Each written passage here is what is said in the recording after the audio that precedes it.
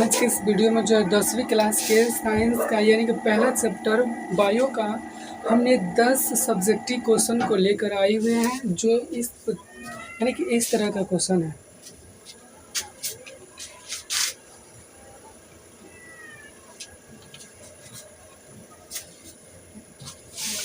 जय हिंद। आज के इस वीडियो में जो हम लोग 10वीं क्लास के बायो का फर्स्ट चैप्टर जिसका 10 सब्जेक्टिव क्वेश्चन लेकर आए हुए हैं। ये जो है बोर्ड लेवल से बहुत ज़्यादा इम्पोर्टेंट क्वेश्चन है। ये हमारा आज का सेशन जो है सब्जेक्टिव क्वेश्चन के आंसर होने वाला है। ठीक है, ये जो हमारा क्या लघु उत्तरीय प्रश्न यानी कि 2 नंबर वाला प्रश्न है। पहला नंबर प्रश्न देखिए क्या कह रहा है। पहला नंबर प्रश्न कर रहा है कि जीवों के लिए पोषण क्यों अनिवार्य है। किसी भी जीव के लिए भोजन क्यों अनिवार्य है। तो शारीरिक एवं जैविक क्रियाओं के संचालन के लिए पोषण की आवश्यकता होती है। यानी कि हमारे शरीर में जितने भी क्रिया होती है वो उन लोगों को चलाने के लिए क्या चीज़ का भोजन की आवश्यकता होती है, या हम लोगों को जीवित रहने के लिए भोजन जीने के लिए भी आवश्यकता होती है। तो एग्जाम में लिखेंगे किस तरह से करा शरीर के विकास यानी कि शरीर के विकास के लिए भोजन करेंगे तभी ना तो विकास होगा। शरीर के विकास के लिए एवं जैविक क्रियाओं के संचालन के लिए अगर भोजन नहीं करेंगे तो हमारे बहुत से ऐसे शरीर में पाठ क्रिया है जो रुक जाएगी, जैसे कि उत्सर्जन नहीं हो पाएगा, परिवहन नहीं हो पाएगा, जिससे आदमी क्या होगा मृत्यु हो जाएगा। जीवों को पोषण अनिवार्य है, इसलिए यानी कि शरीर की प्रक्रिया करने के लिए भोजन अनिवार्य है। यहाँ तक समझ में आ गया। देखिए दूसरा का नंबर क्वेश्चन।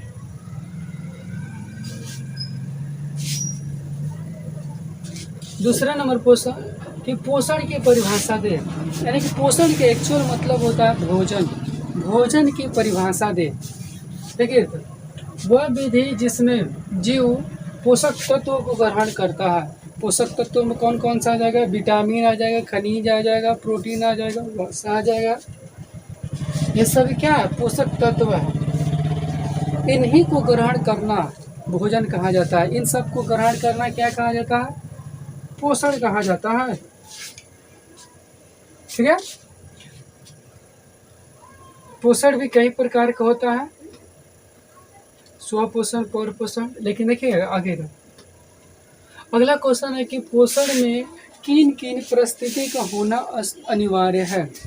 भोजन में क्या क्या होना, यानी कि स्वपोषी जो हम लोग नहीं आते इसमें आता है पेड़ पौधा, यानी कि पेड़ पौधे को भोजन बनाने के लिए क्या क्या जरूरी होती है। करा पोषण निम्न परिस्थितियों की आवश्यकता होती है। बहुत सारा परिस्थिति का होना बहुत अति आवश्यकता होती है। पहला सूर्य के प्रकाश। अगर स्वपोषी अगर यानी कि भोजन बनाता है, सबसे पहले चाहिए सूर्य की प्रकाश, उसके बाद पर्णहरित या क्लोरोफिल चाहिए। क्या चाहिए, पर्णहरित या क्लोरोफिल चाहिए। उसके बाद कार्बन डाइऑक्साइड CO2 चाहिए, CO2। उसके बाद जो है H2O का मतलब जल और खनिज और लवण चाहिए। और इनको उसके बाद ग्लूकोज क्या करता है, उत्पादन करता है। यानी कि आम बात बताइए, जैसे कि पेड़ पौधा क्या हम लोग जाकर उसको भोजन देते हैं, नहीं तो ना। तो पेड़ पौधे को भोजन बनाने के लिए सूर्य के प्रकाश, क्लोरोफिल, खनिज, जल, कार्बन डाइऑक्साइड, ये सभी परिस्थिति का होना अति आवश्यक है। अगर इसके बिना पेड़ पौधा भोजन नहीं बना सकता है। अगला क्वेश्चन है कि परपोषी से क्या समझते हैं। परपोषी से क्या समझते हैं। इस प्रकार के पोषण में जीवों को स्वयं संश्लेषित न करके भोजन के लिए अन्य जीवों पर निर्भर रहता है। पर एक्चुअल का मतलब ये हो गया, परजीवी का मतलब ये हो गया कि ये जो है अपना भोजन स्वयं नहीं बनाएगा, स्वयं संश्लेषित नहीं करेगा, लेकिन ये जो है दूसरे पर क्या करेगा, डिपेंड रहेगा। उसी को कहा जाता है परपोषी, जिसमें हम लोग भी आ जाएंगे। जितने भी जीव जंतु हैं वो सब क्या आ जाएंगे। जैसे कि मनुष्य क्या हम लोग अपना खाना खुद बनाते हैं? नहीं, हम जो है पेड़ पौधे पर निर्भर है। वो पेड़ पौधे से हम क्या करते हैं, भोजन को प्राप्त करते हैं। जानवर, कीड़े मकोड़े, जो जितने भी जीव जंतु हैं लगभग सब जो है परपोषी का उदाहरण है। अगला क्वेश्चन है, मृत पोषी से किसे कहते हैं? मृत पोषी के एक्चुअल मतलब होता है जो जानवर मर जाता है, सड़ जाता है, उससे ये जो है भोजन बनाते हैं, उसी को कहा जाता है मृत पोषी। देखिए, लिखें किस तरह, समझने के लिए अलग होता है मैटर होता है और लिखने के लिए अलग तरीका होता है।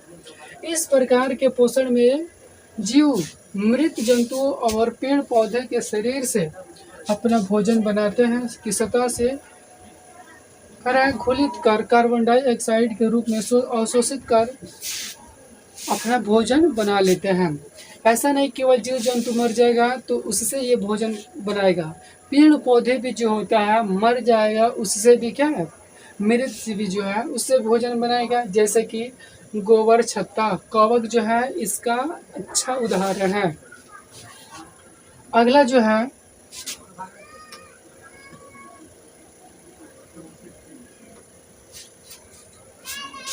इस प्रकार के पोषण में जीव जंतु एक दूसरे पर परजीवी का मतलब होता है जो अपना भोजन स्वयं ना बनाता है, वह क्या दूसरे पर डिपेंड रहता है।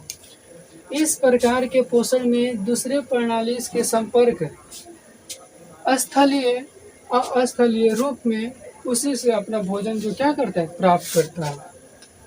यानी कि अस्थायी रूप से और अस्थायी रूप से, स्थलीय और अस्थलीय रूप से जो है ये परजीवी अपना भोजन प्राप्त करता है। स्थलीय का मतलब ये हो गया जो भूमि पर रहने वाला, अस्थलीय का मतलब भूमि पर नहीं रहने वाला। जैसे कि जल में रहने वाला जीव सभी हम क्या करते हैं, भोजन को प्राप्त करते हैं। आगे देखिएगा,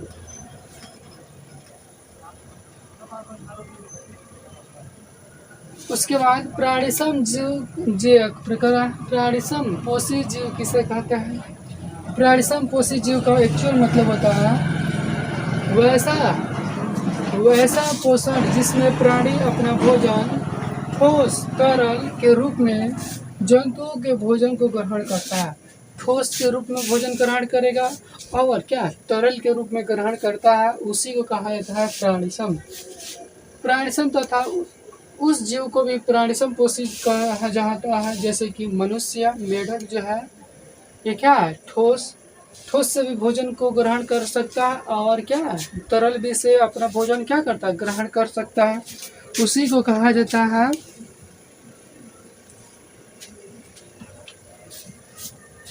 उसके बाद जो है अगला जो है प्रकाश संश्लेषण। एक्चुअल में प्रकाश संश्लेषण का मतलब होता है जब सूर्य कार्बन डाइऑक्साइड लेकर, वायुमंडल से कार्बन डाइऑक्साइड लेकर, सूर्य के मिट्टी से खनिज और जल लेकर अपना भोजन बनाता है, उसी को कहा जाता है क्या चीज, स्वपोषी। और सूर्य की प्रकाश यानी कि सूर्य के प्रकाश लेकर और पर्णहरित की सहायता से या क्लोरोफिल की सहायता से पौधा अपना भोजन बनाता है, उसी को कहा जाता है क्या चीज़, प्रकाश संश्लेषण। लेकिन एग्जाम में एक्चुअल में लिखेंगे किस तरह से, देखिएगा, जिस प्रक्रिया के द्वारा पौधे अपना भोजन को तैयार करते हैं, जिस प्रक्रिया के द्वारा पौधे जो होता है अपने भोजन को तैयार करते हैं, उस मूलभूत प्रक्रियाओं को प्रकाश संश्लेषण कहा जाता है। यानी कि पौधा जिस प्रक्रिया के द्वारा अपना भोजन को बनाता है, उसी को कहा जाता है प्रकाश संश्लेषण की प्रक्रिया। इस प्रक्रिया में जो है पौधे सूर्य के प्रकाश लेकर, प्रकाश की उपस्थिति में क्लोरोफिल की सहायता से CO2 यानी कार्बन डाइऑक्साइड लेकर, जल की मदद से अपना जो होता है भोजन को बनाता है, उसी को कहा जाता है प्रकाश संश्लेषण। ठीक है। उसके बाद जो है पत्तियों को प्रकाश संश्लेषित अंग क्यों कहा जाता है, यानी कि पत्तियों को क्यों प्रकाश संश्लेषित अंग कहा जाता है, क्योंकि पत्तियां में प्रकाश संश्लेषित वर्ण यानी कि क्लोरोफिल पाया जाता है। प्रकाश संश्लेषित अंग कौन सा है, क्लोरोफिल। क्लोरोफिल कहाँ पाया जाता है, तो पत्तियां में।